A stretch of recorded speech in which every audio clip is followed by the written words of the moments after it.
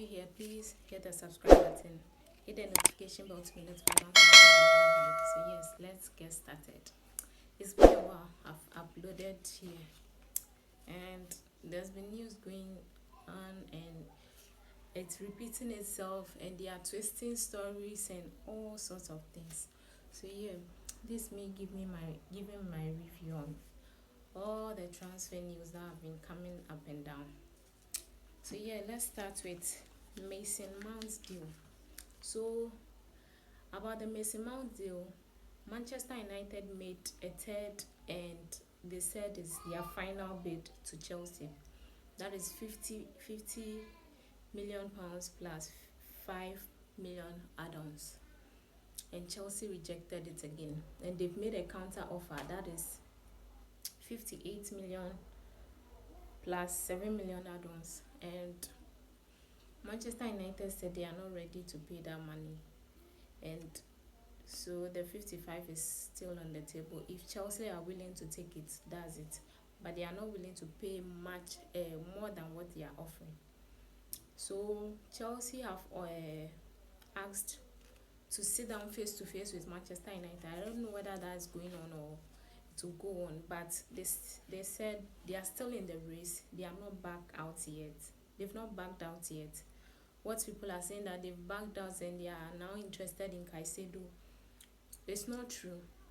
They've not backed out of Mason Mount's deal. They want the player, and we know they want the player.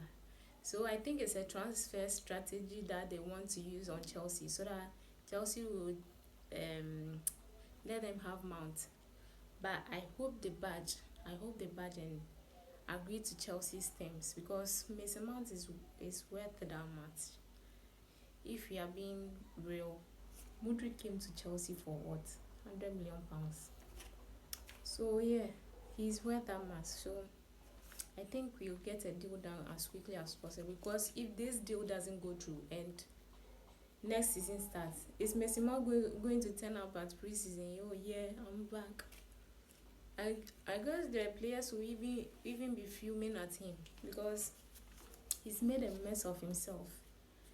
He's destroyed the fan group, those who are backing him, because Chelsea have offered enough deal on the table from, was it November, and he's rejected all of it. That means he has a plan of leaving Chelsea. He had it in his mind for a long time, because they gave him about, it was, people are saying he won the same amount as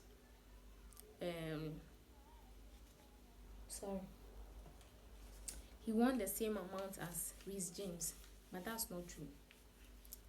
They gave him up to 200k a week, and he rejected it. Almost up to Reece James weekly salary wages, and he rejected it. He said he wants the same as Raheem Sterling, who is on 300k plus. Chelsea are not willing to give that much, because you are even taking players off the wage bill. Look at Lukaku like this. He's on 300 plus. Kalidou Koulibaly, who is already gone, that's a very good deal, by the way, because he's off our wage bill. Kante is gone, but he is a legend. We would have kept him if he wanted to stay, but he also was on a high wage bill. And you, an academy player who will consider, look at Saka. As a player like Saka is on 200k, and Mason Mount, you want 300. Why? So I guess it will be a loss for us, but that's it. We have to take it. It's the game of football. Salah was a loss. He made it at Liverpool. That's not a big deal. But Mason Mount is his fault. Yeah, it's his fault. So all I can say is that we should let him go and get another replacement, so that we move on from there, because we are trying to bring the wage bill down and to go according to FFP. So talking about FFP, Nicholas Jackson is a done deal to Chelsea, from Villarreal to Chelsea. And you have you heard the number of years he's on? He's on an 8-year deal. And we heard that UEFA put something in place that you cannot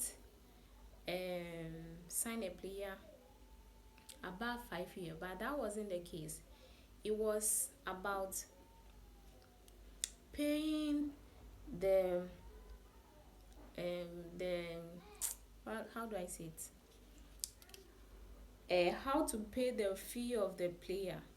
You can't extend it above 5 years. How Chelsea are extended deal as are extending payment of players.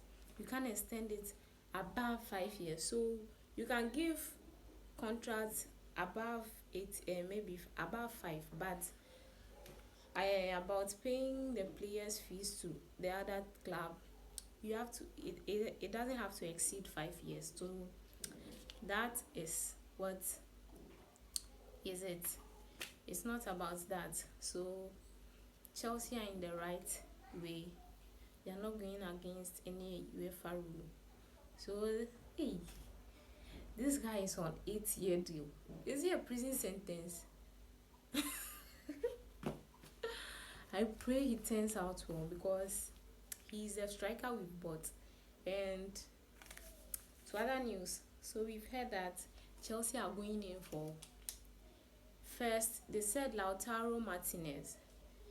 They said Pochettino is a big fan of Lautaro Martinez, by the way, and so he consider him as the first choice striker. But as we saw in the Champions League final, that guy is not that good.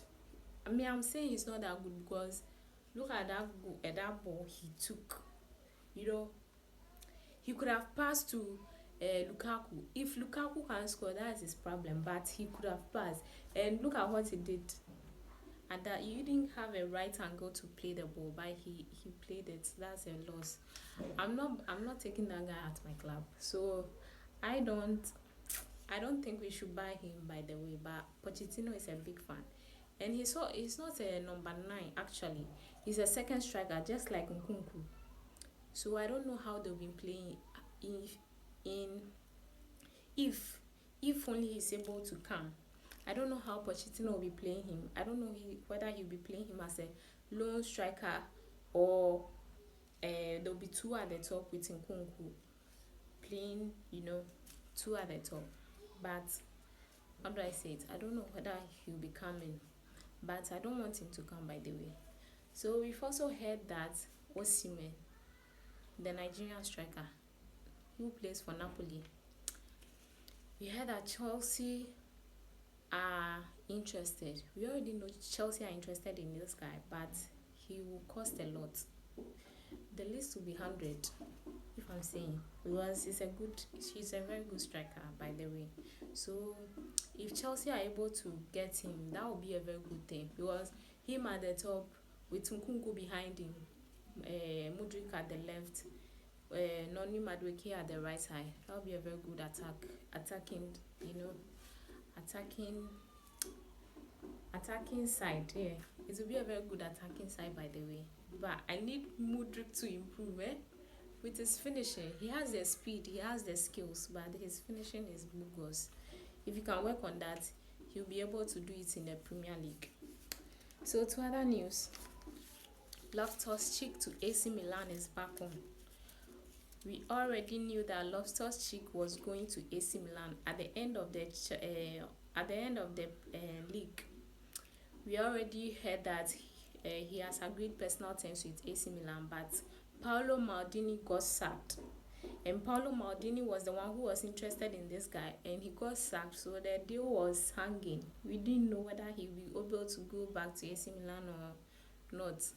And right now, the news has it that AC Milan are back in talks with Loftus-Cheek, so they are back in the race. And I think it's a very good thing, because with Tonali leaving to Newcastle, Loftus-Cheek will get a place in that midfield to be able to play well. So I think it's a very good deal for him as a player and for Chelsea, because you are looking to offload players, and I think if it goes through, it will be going for I think 50 million pounds, which is a very good thing. We could let him go for that. He's pure profits, by the way. I don't think, no, but I think he'll be able to improve in the Serie A because it's not a very fast league as compared to the Premier League.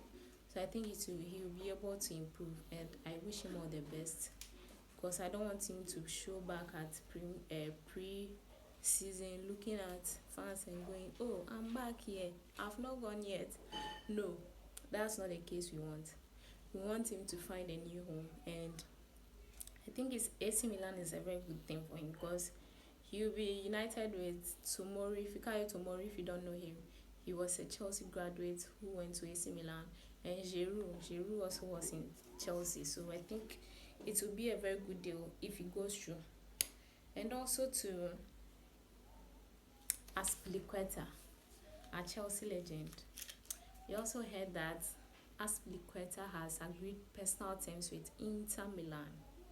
So he's only waiting for the green light from Chelsea to terminate his contract. He only have a year on his contract. So he's waiting for the green light for Chelsea to terminate his contract so that he can go to Inter Milan for free.